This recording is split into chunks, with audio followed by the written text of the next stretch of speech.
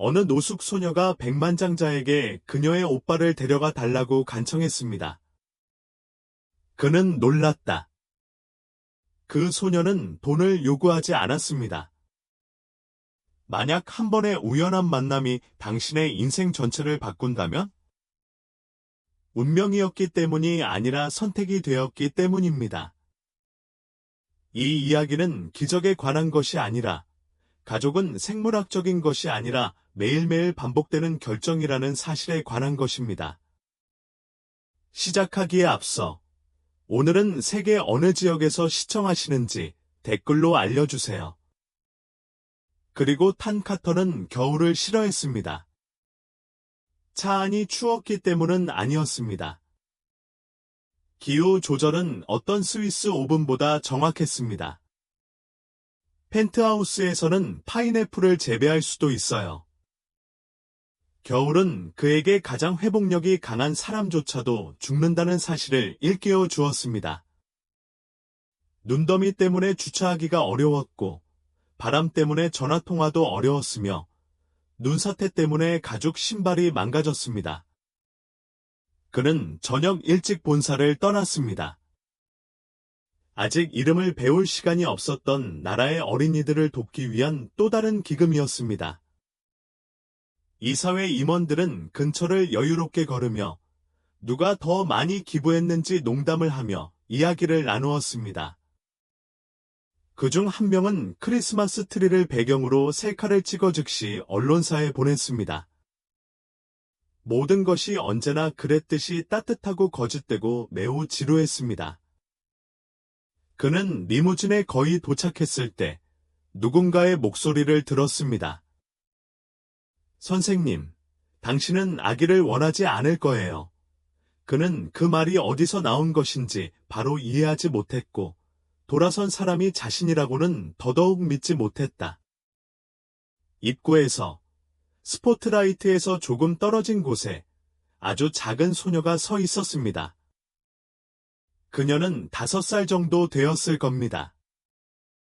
그녀는 10월은커녕 12월에도 너무 야른 찢어진 코트를 입고 있었습니다.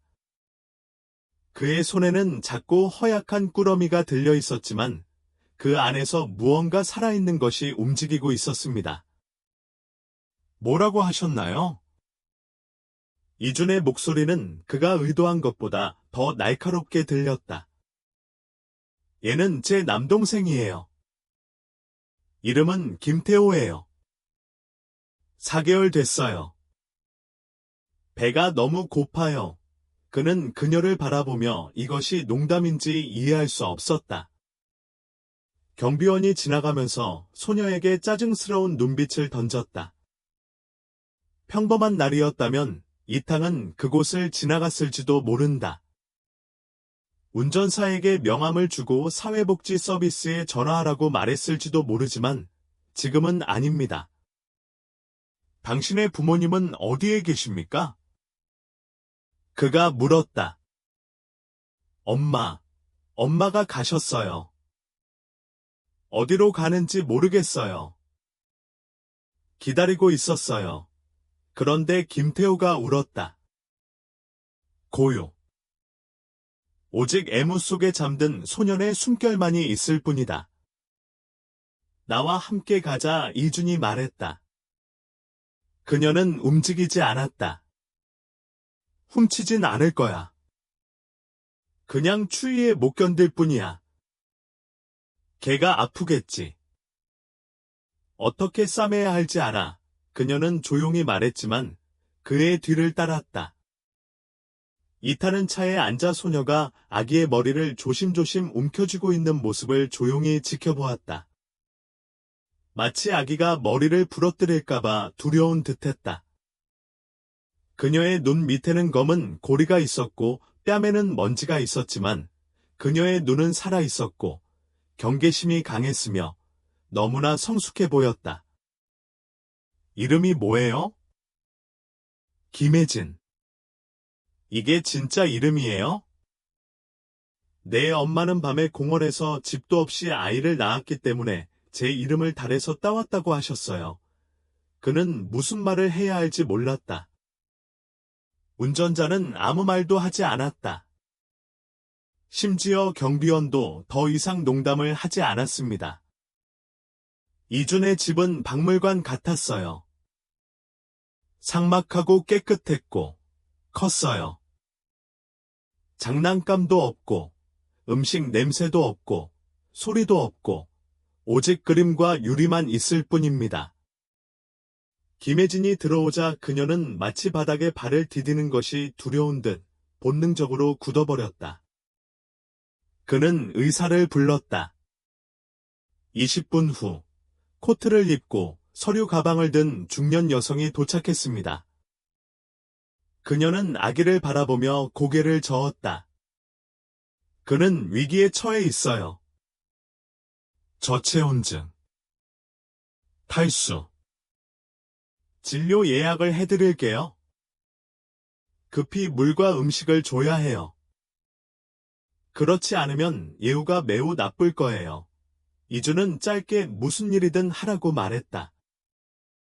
오랜만에 그는 두려움이 아닌 책임감 때문에 손이 떨리는 것을 느꼈다. 그는 그날 밤 잠을 자지 못했다. 그 소녀는 서둘러 준비된 보육실에 누워 있었습니다. 간호사는 그에게 작은 젖병으로 젖을 먹였고, 김혜진은 그 옆에 앉아서 움직이지도 않고 잠들지도 않았습니다. 그는 그녀에게 다가가서 코코아를 남겨두었습니다. 그녀는 고개만 끄덕였을 뿐 고맙다는 말은 하지 않았습니다. 당신의 어머니는 어디에 있을까요?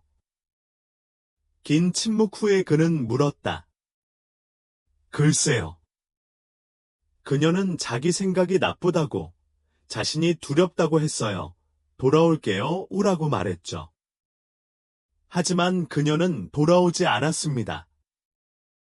그리고 타는 나갔다.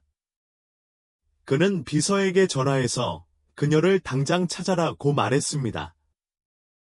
그는 왜 이런 짓을 하는지 아직 몰랐지만 몇 년 만에 처음으로 무언가가 영원히 바뀌었다는 사실을 깨달았습니다. 2일 후, 집은 알아볼 수 없을 정도로 변했습니다. 건축적이지 않은 면에서 벽은 유리로 되어 있었고, 가구 디자이너는 이전과 마찬가지로 바닥은 차갑게 유지했습니다. 하지만 가장 중요한 것은 공기입니다. 더 이상 비어있지 않았습니다. 아침이 되면 집안은 병원에서 가져온 우유, 약, 오래된 아기 담요 냄새로 가득 찼습니다. 아기 김태호는 간헐적으로 잠을 자다가 신음하고 울면서 빛을 향해 팔을 뻗었다. 간호사는 상태는 안정되었지만 완전히 회복되려면 일주일 이상 걸릴 것이라고 말했습니다. 하지만 김혜진은 탄에게 더 까다로웠고 타는 아이에게 그것을 어떻게 키워야 할지 몰랐다. 그는 목소리를 높이지 않고도 장관들과 협상하여 수십억 달러 규모의 계약을 확보할 수 있었습니다. 하지만 회색 눈을 가진 5살짜리 소녀가 그를 마비시켰습니다. 그녀는 장난감이나 사탕, 심지어 TV도 요구하지 않았습니다. 그녀가 한 일이라곤 그녀의 오빠 옆에 앉아있는 것뿐이었습니다. 그녀는 그들이 그에게 생리식염수를 떨어뜨리고 그가 깨어나면 음식을 주고 의자에 앉아 자는 모습을 지켜보았습니다. 심지어 그녀에게 방을 제공했을 때조차도요. 이주는 셋째 날 밤에 침대에서 자도 돼요라고 말했다. 이제 당신은 당신만의 것을 갖게 됐어요. 그가 깨어나면 어떡해? 날 찾지 못할 거야. 그의 침대를 당신 방에 두어도 돼요? 그가 또다시 버려진다는 두려움을 느낀다면 어쩌지? 그리고 타는 아무 말도 하지 않았다. 그는 이것이 단순한 말이 아니라고 느꼈습니다.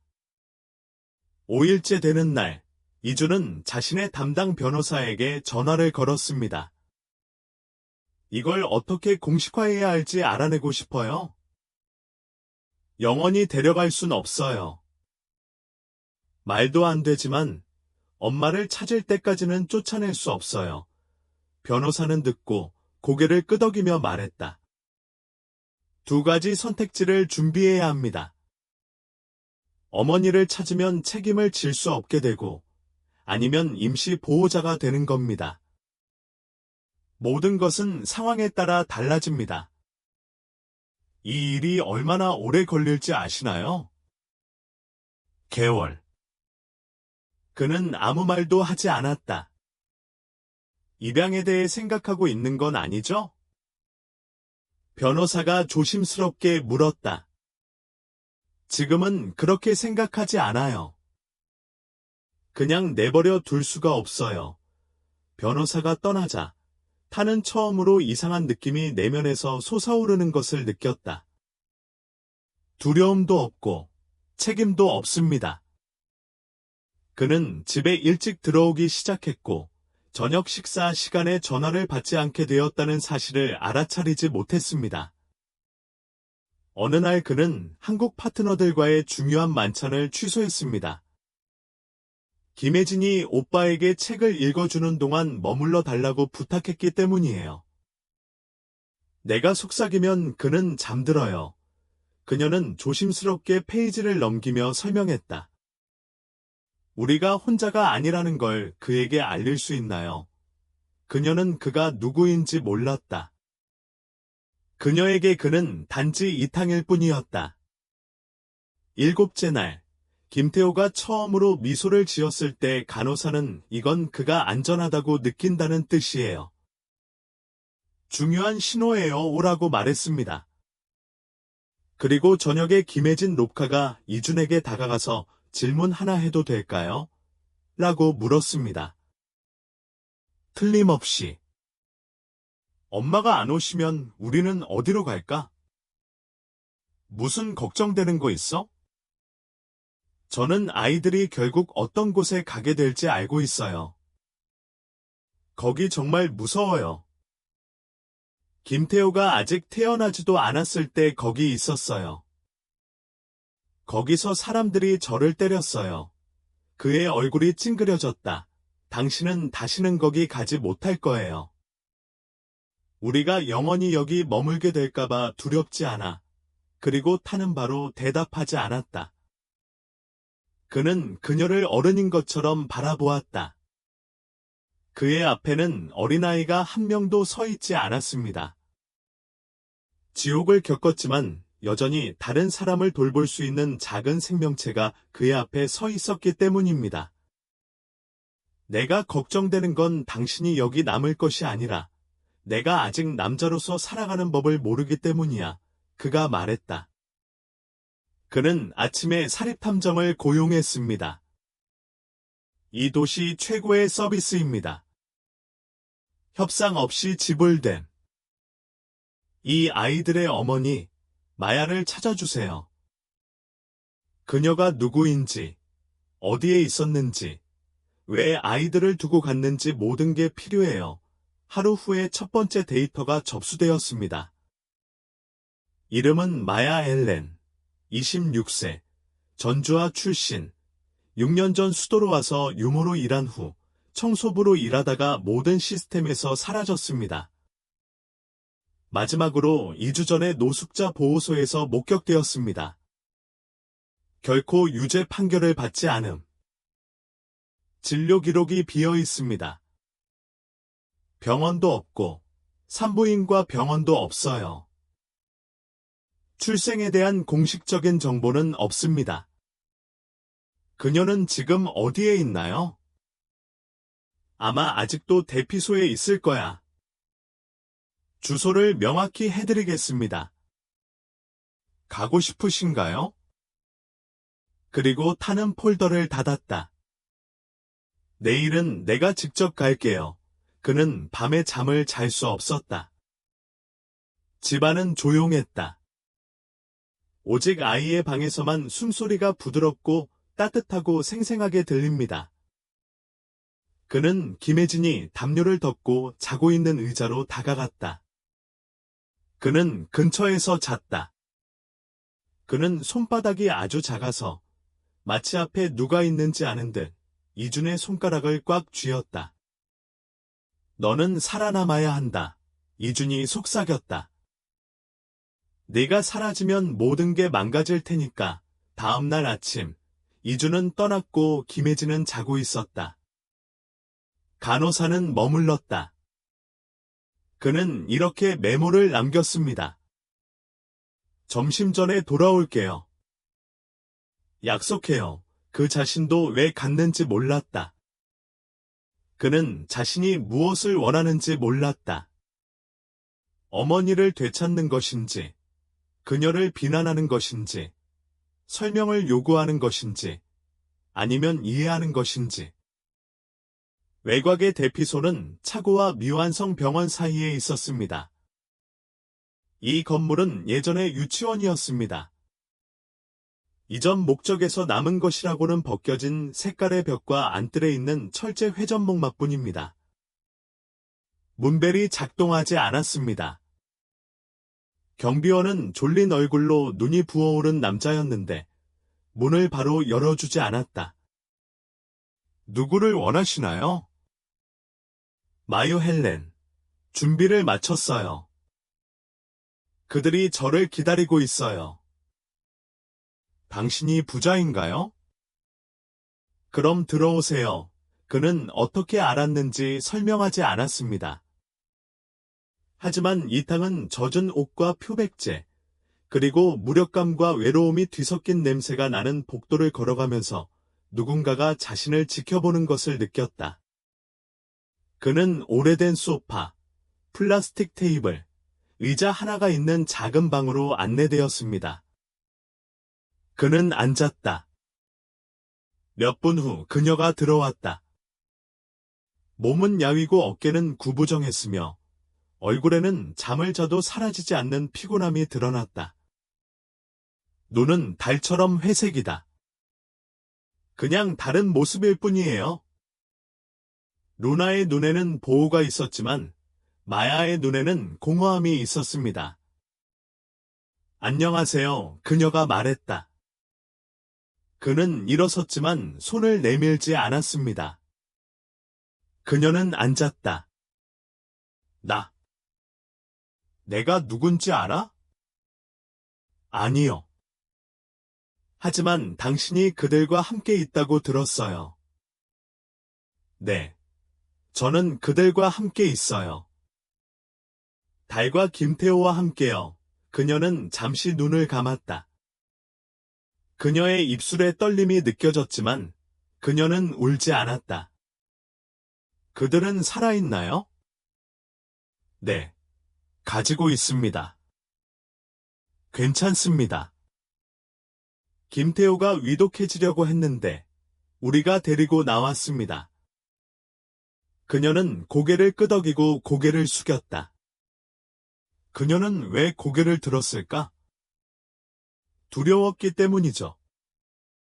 감당할 수가 없었어요. 머릿속에 온갖 생각이 가득했어요. 김태호는 계속 울었고 김혜진은 마치 내가 무너질 걸 아는 듯한 눈빛으로 나를 쳐다봤어요. 나는 떠났어요. 1시간 동안 생각했지만 돌아오지 못했어요.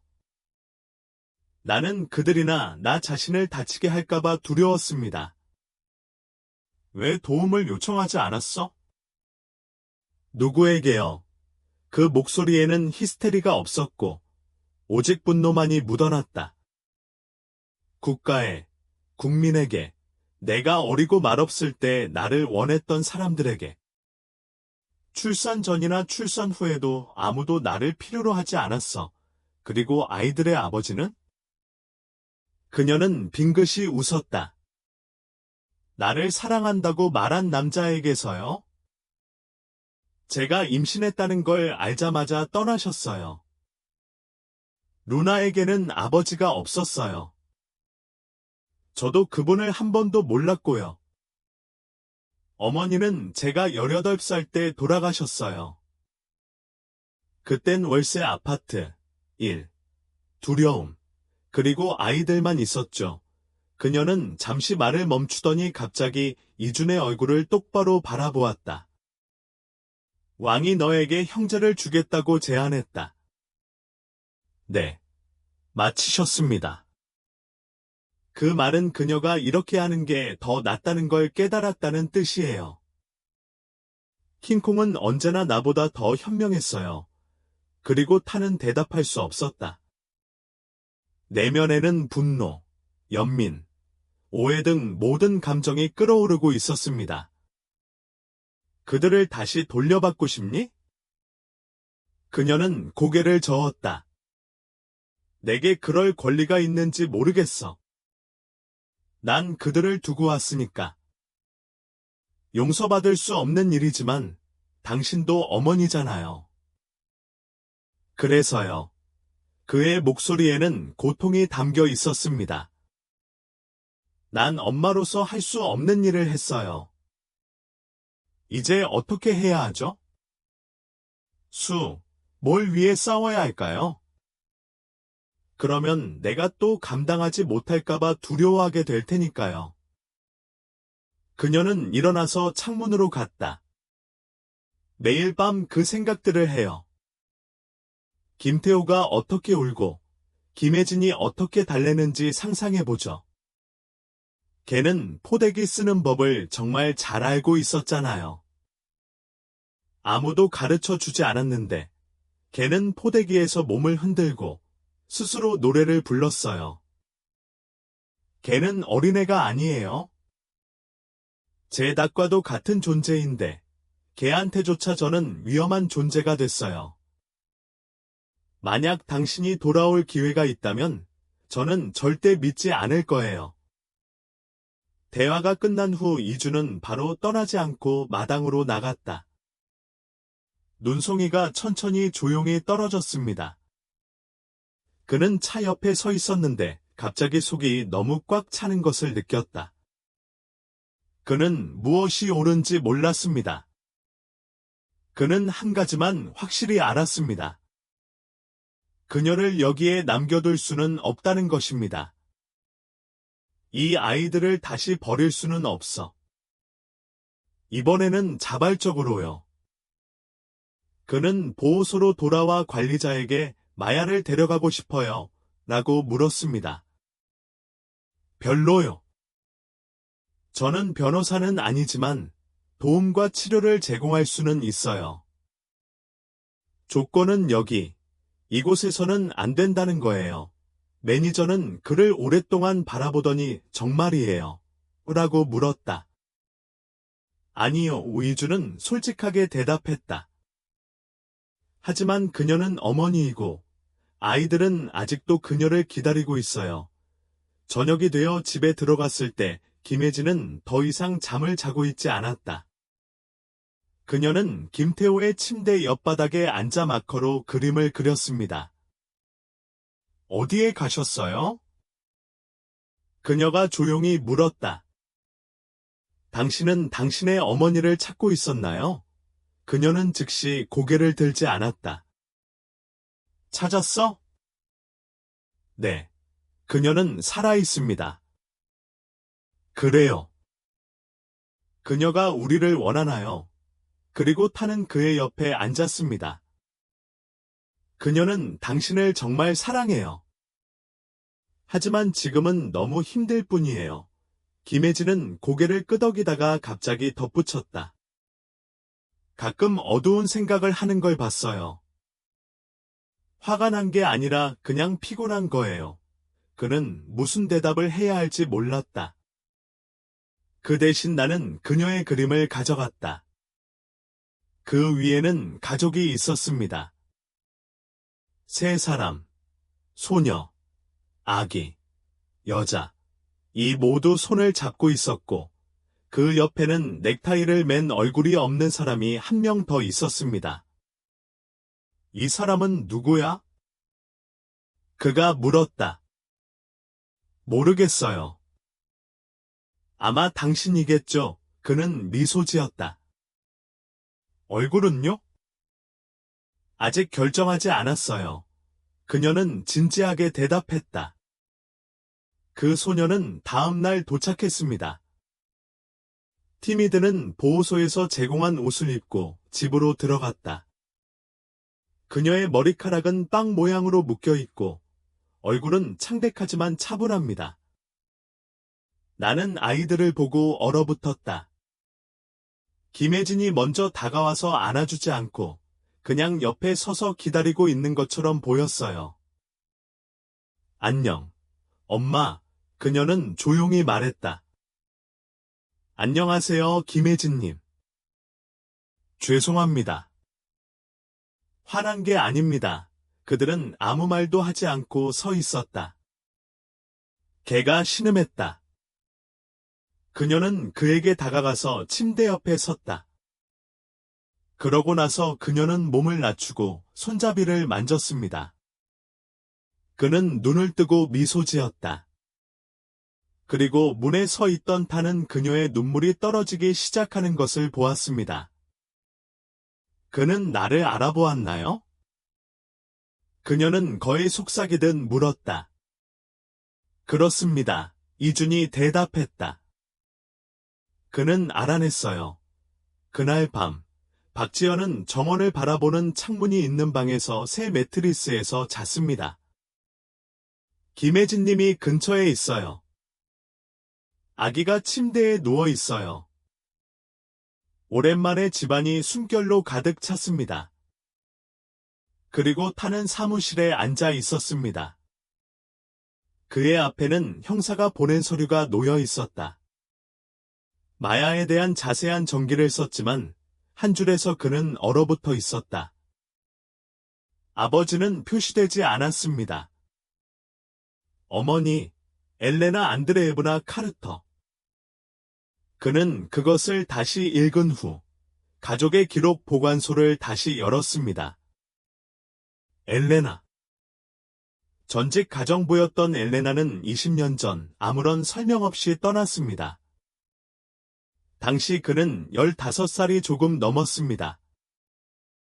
아버지는 괜찮아요. 우리는 이 일과 아무 상관이 없어요. 라고 말했습니다. 하지만 지금은 모든 것이 달라졌습니다.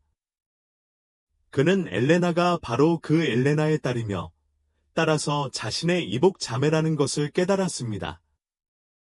다음 날 아침, 이주는 마야의 눈을 마주칠 수 없었다. 그녀는 루나와 함께 부엌에서 아침을 먹고 김태호에게 아기 죽을 먹이고 심지어 미소를 짓기도 했습니다. 그녀의 모든 것이 조심스러웠습니다. 그녀의 움직임, 그녀의 말, 그녀의 외모. 그녀는 마치 모든 것을 다시 잃을까봐 끊임없이 두려워하는 것 같았습니다. 그녀는 그에게 자신이 실제로 누구인지 몰랐다. 그리고 그는 알았습니다. 그는 맞은편 테이블에 앉아있는 사람이 어머니 쪽 누이가 아니라 아버지 쪽 누이라는 것을 알고 있었습니다. 그는 자신의 조카들이 바로 자신이 팔에 안고 밤에 기도하던 아이들이라는 것을 알고 있었습니다. 그는 한때 아버지가 이 이야기를 그들의 삶에서 지워버리고 엘레나를 마치 실수였던 것처럼 영원히 쫓아냈다는 것을 알고 있었습니다. 그는 카터의 개인 기록 보관소를 공개했는데 그것은 숨겨져 있었지만 상속인인 그가 접근할 수 있었습니다. 회계 파일들 사이에 개인, 만지지 마시오라고 적힌 폴더가 있었습니다. 그는 그것을 열었다. 젊은 여성 엘레나의 사진. 아름답고 지적인 눈을 가지고 있어요. 뒷면에는 당신은 약속했고 나는 믿었습니다. 라는 문구가 적혀 있습니다. 추가 서신.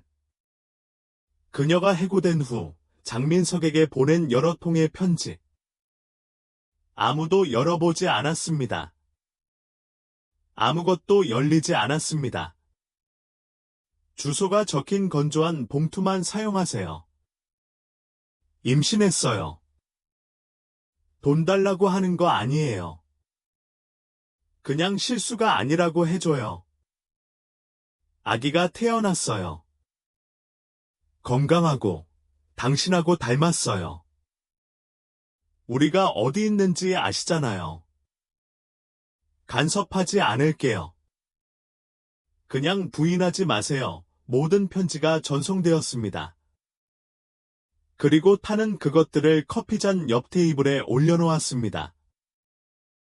내부는 모두 불타고 있었습니다. 그의 아버지는 평소처럼 사무실에서 그를 만났다. 커다란 테이블 앞에 앉아 있었고 손에는 시가가 들려 있었다. 카터는 73세였다. 그는 여전히 훌륭한 몸매를 유지하고 있었고 여전히 지휘력을 발휘하고 있었으며 여전히 두려움을 불러일으키고 있었고 여전히 제국을 유지하고 있었습니다. 또 출장을 오셨나요? 아니면 누군가를 구하러 오셨나요? 그는 빙긋이 웃었다. 가족 문제입니다. 이준이 짧게 대답했다. 아버지는 눈살을 찌푸렸다. 엘레나에 대해 궁금한 점이 있는데요. 잠시 침묵이 흘렀다. 아버지는 즉시 이해하지 못했습니다. 어느 것? 26년 전에 해고하신 가정부 엘레나가 임신한 거예요. 의사는 의자에 기대 앉았다. 이거 오래된 얘기잖아. 진심이야.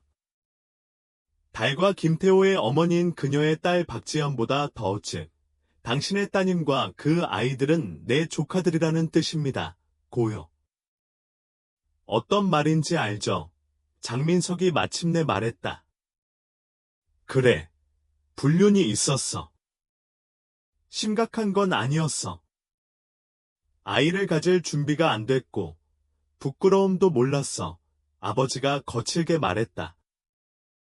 언론에 어떻게 비칠지 상상해봐. 스캔들이지. 그러면 너는 지금의 네가 아니었을 거야. 모든 게 달라졌을 거야. 난 내가 해야 할 일을 했을 뿐이야. 아니, 당신은 겁쟁이처럼 행동했어요. 이준의 목소리에는 비명소리가 없었고 오직 무거움만이 흘렀다. 당신은 그녀의 편지를 읽지도 않았잖아요. 그녀는 당신에게 그냥 받아들이라고 간청했어요. 돈도, 명예도 아닌. 그저 쫓겨나지 않기를 바랐을 뿐이죠. 그리고 이제 20년도 더 지난 지금 당신의 딸과 아기는 거리에서 죽어가고 있고 당신의 적자였던 저는 아버지가 된다는 것이 어떤 의미인지 처음으로 경험하고 있었어요. 당신 자신도 아버지가 되어본 적이 없었으니까요. 그 남자는 앞을 똑바로 바라보았다. 무엇을 원하시나요? 마야, 그녀를 만나봐. 루나와 김태호의 눈을 들여다봐. 카메라 앞에서도, 언론 앞에서도 인정하지 마. 그냥 인간답게 행동해, 이준. 난 늙은이야. 시간이 별로 없어. 게다가 내가 이걸 고치지 않고 죽으면 내가 쌓아 올린 모든 게 헛수고가 될 거야. 내가 너 없이도 할 수 있지만 넌 할 수 있어. 카터로서가 아니라 한 남자로서, 아버지로서. 장민석 침묵했다. 그러고 나서 그는 일어서서 시가를 재떨이에 넣고 천천히 창가로 걸어가 텅 빈 정원을 오랫동안 바라보더니 갑자기 말했다. 토요일에 그녀를 내게 데려오시오. 아니면 내가 직접 갈 테니까. 당신이 그녀에게 가야지. 좋아요. 토요일이에요. 날씨는 흐리고 눈이 내렸지만 바람은 불지 않았습니다. 이준의 집은 마치 폭풍전처럼 고요했다. 박지연은 심플한 니트 스웨터를 입고 벽난로 옆에 서 있었습니다. 김혜진 그녀 옆에 앉아서 그녀의 다리에 기대어 앉았다. 그는 방에서 잤다. 그리고 타는 의자에 앉아서 무슨 말을 해야 할지 몰랐습니다. 종이 울렸다. 운전사가 말했다. 도착했습니다. 문은 이준이 직접 열었다. 의사는 회색 코트를 입고 지팡이와 검은색 장갑을 낀 채로 있었습니다. 그는 회의가 아닌 재판을 향해 걷는 사람처럼 보였다. 하지만 그는 주저하지 않고 안으로 들어가 문지방에서 멈췄다. 박지연 돌아섰다. 그는 오랫동안 그녀를 바라보았다. 어렸어요? 그가 마침내 말했다. 그렇죠. 그녀는 차분하게 대답했다. 너는 나이도 먹었잖아. 그럴 만도 하지. 그는 그녀에게 가까이 다가가 마치 과거의 모습을 찾는 듯 그녀를 바라보았다. 그녀는 시선을 돌리지 않았다. 미안해요. 그가 말했다. 바로 제 때는 아니었지만요. 하지만 미안해요. 그때는 어떻게 인정해야 할지 몰랐고 이제는 너무 늦었어요. 직접 왔다면 너무 늦지 않았어요. 그는 고개를 끄덕였다. 이때 김혜진이 방으로 들어와 어머니 옆에 서서 장민석을 바라보았다. 그럼 할아버지는요? 장민석은 얼었다.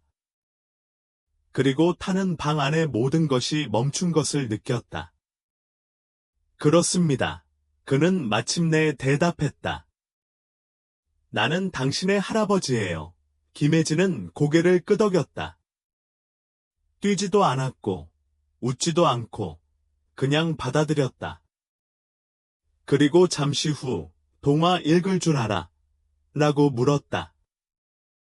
의사는 갑자기 의자에 앉아서 장갑을 벗었다. 예전에는 할 수 있었는데 기억하려고 노력해야겠어요. 그날 저녁 그들 셋은 눈의 여왕을 읽었습니다. 그는 책을 읽고 그녀는 듣고 그녀는 그의 무릎에 앉아 질문을 던졌습니다. 이탕은 지켜보았다. 그는 아버지를 용서하지 않았어요. 하지만 처음으로 과거가 기회를 줄 수 있다는 걸 깨달았죠. 2주가 지났습니다. 수십 년간 침묵 속에 있던 집에 마침내 생명이 불어넣어졌습니다. 물소리, 아이들의 웃음소리, 비명소리. 죽은 어디로 갔나요? 김태호를 흔들어 줄 사람을 두고 벌이는 논쟁. 김혜진이 직접 만든 계피와 코코아를 넣어 끓인 사과 냄새. 이 모든 일이 일상이 되었습니다. 그 소녀는 빨리 회복되었습니다. 심리치료사와 처음 만난 후 그녀는 처음으로 이렇게 말했습니다. 저는 더 이상 제 자신이 두렵지 않아요. 그녀는 여전히 밤에 김태호의 소리에 깨어났지만 이제는 대처할 수 있다는 자신감이 생겼습니다. 가정부들이 그러지 말라고 간청했지만 그녀는 바닥을 청소했습니다. 그녀는 오트밀을 요리했는데 어떤 이유에서인지 모두가 그것을 좋아했습니다. 그녀는 변명하지 않고 매일 그렇게 했습니다. 김혜진은 근처의 사립학교에 다녔습니다. 그곳에서 그녀는 관심을 가지고 환영을 받았다. 그녀는 읽고 쓸 수 있었고 어른스러운 질문도 할 수 있었습니다. 당신 딸은 정말 똑똑해요 라고 감독이 말했다. 그녀는 그저 고개를 끄덕였을 뿐이에요. 그녀는 모든 걸 혼자 해요. 저는 그저 거기에 있는 법을 배우고 있을 뿐이에요. 김태호는 점점 강해지고 미소를 지었다. 특히 장민석이 찾아왔을 때는 더욱 그랬다. 네. 장민석 씨는 이제 일주일에 2번씩 차량 행렬도 없이, 홍보 비서관도 없이, 책이나 건설 세트만 가지고 왔습니다. 처음에는 자제력을 가지고, 그 다음에는 눈에 띄게 즐거움을 느꼈습니다. 그는 그것을 속죄라고 부르지 않았지만 이를 완수하고 싶어하는 사람처럼 행동했습니다. 이주는 한때 그에게 너는 할아버지가 되어가고 있구나 라고 말한 적이 있다. 늦게 깨달았지만 아직 늦지 않은 것 같아요. 가장 많이 변한 사람은 이준 씨 자신이다. 그는 더 이상 야간 회의에 가지 않았고, 루나가 첫 오후 공연을 했기 때문에 제네바로 가는 출장을 취소했습니다. 그는 부모들 사이에 서서 청중석에 서서 그녀가 태양과 항상 거기에 있는 아빠에 대한 시를 낭독했을 때 박수를 쳤습니다. 오후 공연이 끝난 후 그녀가 나에게 다가와서 물었습니다. 당신은 지금 나에게 누구예요? 그는 앉았다. 당신은 내가 어떤 사람이 되기를 원하시나요? 그녀는 진지하게 어쩌면 내가 나의 이준이 될 수 있을까? 라고 생각했습니다. 그는 웃었다. 동의합니다. 한 달 후, 박지연은 진단서를 받았습니다. 제정신이고 정신적으로 안정적입니다. 해당 상태는 완전히 보상되었습니다. 변호사가 서류를 건네주었다. 그녀는 부모로서의 권리를 완전히 회복할 수 있다.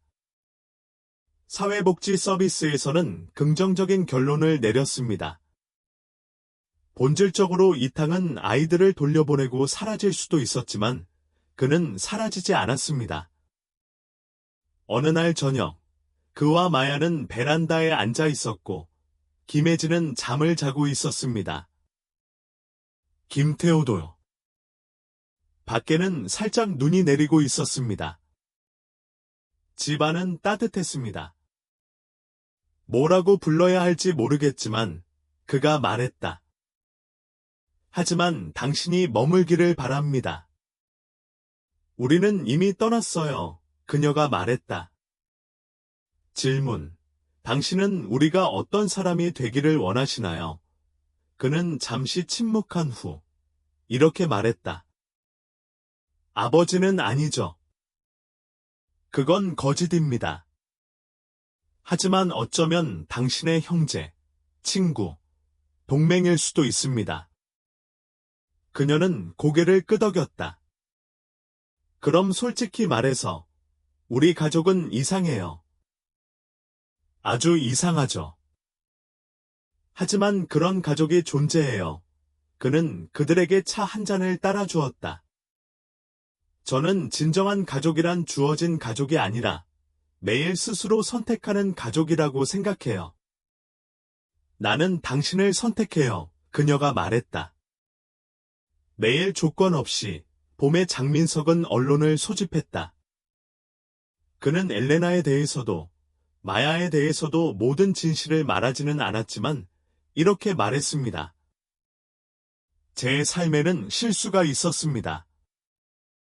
이제 가족에게 비밀이 없기를 바랍니다. 저에게는 손주들이 있고 그들이 가문의 이름을 자랑스러워할 수 있도록 모든 것을 다할 것입니다. 기자들은 이것이 무엇을 의미하는지 궁금해했습니다. 그리고 타는 아무 말도 하지 않았다. 박지연은 이에 대해 전혀 언급을 거부했다. 그녀는 그저 하루하루를 살아갔습니다. 여름이 가까워지던 어느 날, 김혜진이 엄마에게 다가와 말했다. 엄마, 이제 우리 모든 게 달라질 거예요. 네. 이제 우리는 영원해요. 영원해요. 설령 갑자기 다시 무서워진다 해도요. 그녀는 그녀를 껴안았다. 무섭더라도요. 이제 우리는 함께이니까요. 그렇습니다. 그는 그날 저녁 창밖을 바라보고 있었습니다. 정원이 푸르게 변하기 시작했습니다. 오래된 테이프 레코더가 방 안에서 조용히 재생되고 있었다. 말이 경기장을 날았다. 김혜진 나는 그림에 색칠을 하고 있었습니다. 그는 노트북을 열고 바탕화면에서 카터 인더스트리즈라는 폴더를 삭제하고 새 폴더를 만들었습니다. 그런 가족은 비애도 없고 보도자료도 없습니다. 이는 계획되지 않고 논리에 따라 만들어지지 않고 매일매일 반복해서 선택하는 새로운 삶의 시작이었기 때문입니다.